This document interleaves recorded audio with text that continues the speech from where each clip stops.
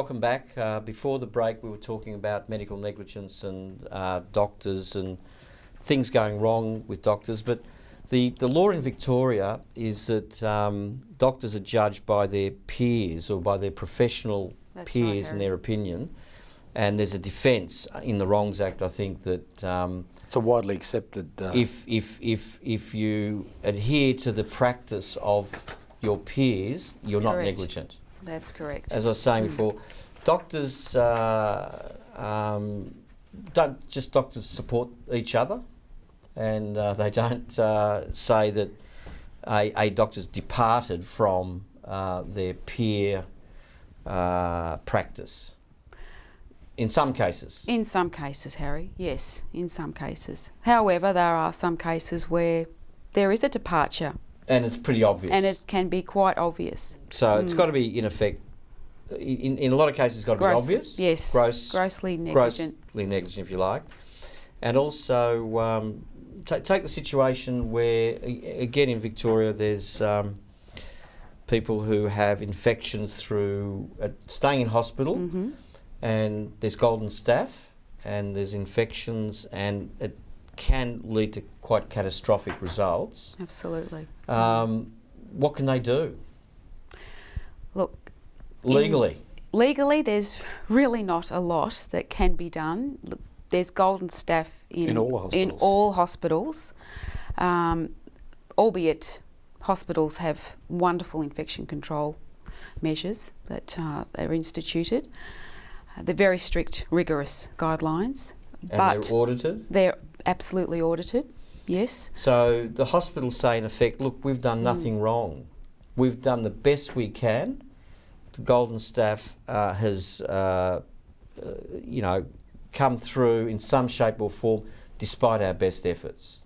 So in effect, things do go wrong in hospital. People go in healthy and come out, not in the way they went in. in. That's right. Assuming someone's got a problem with a condition that's either been failed to diagnose or haven't been given proper warnings by doctors, what do you suggest? What are the options? What are the remedies? Well, again, it's interesting, and you've probably had some experience, is that there's, again, alternate dispute resolution in Victoria called the Health Services Commission. That's right. Well, what do they do? Well, you can the patient can actually write to the Health Services Commission, and they can complain about the particular doctor or physio or whoever has given them, treated them. Yeah, health provider. And they will investigate that claim. They will investigate it, and they will get back to the patient and alert them of the findings. And whether there's anything to be taken from there. Would you see a lawyer at the same time? You could. Yes, you could. There's no barrier to doing that. You can do it's helpful for the lawyer that's running the matter, actually, because if that's already done and then the patient gets that information, that's very useful. My experience is the Health Commissioner generally engages an expert to give an opinion in some cases. They can, yeah, that has happened.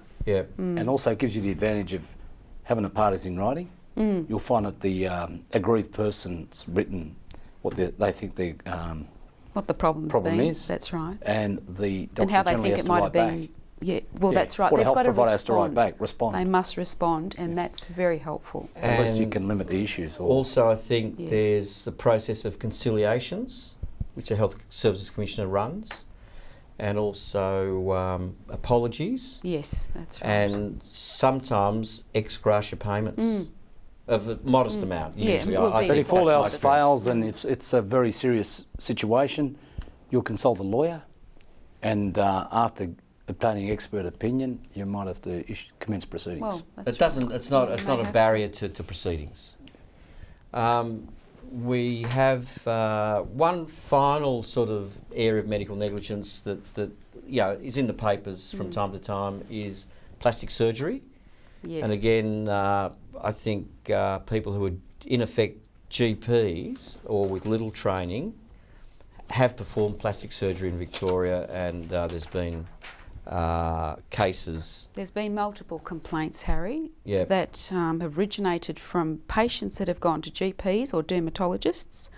They've had extensive plastic surgery, cosmetic procedures, liposuction, facelifts.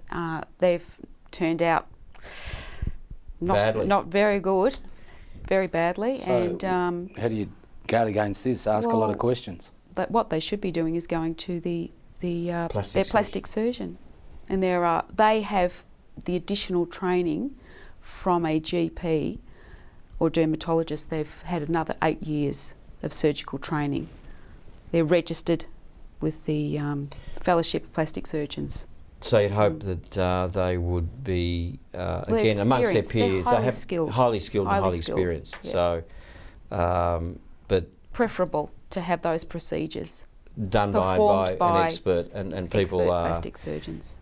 So there's been some cases I think which have succeeded in court about. And it's a very contentious issue in society today. It is very contentious. It is. A lot of it's got to do with cost. People go to these people because it's cheaper.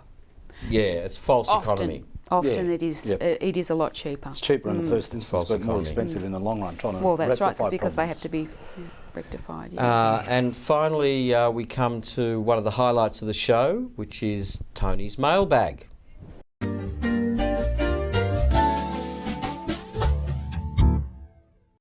Harry, this question's been sent in on a website by Linda.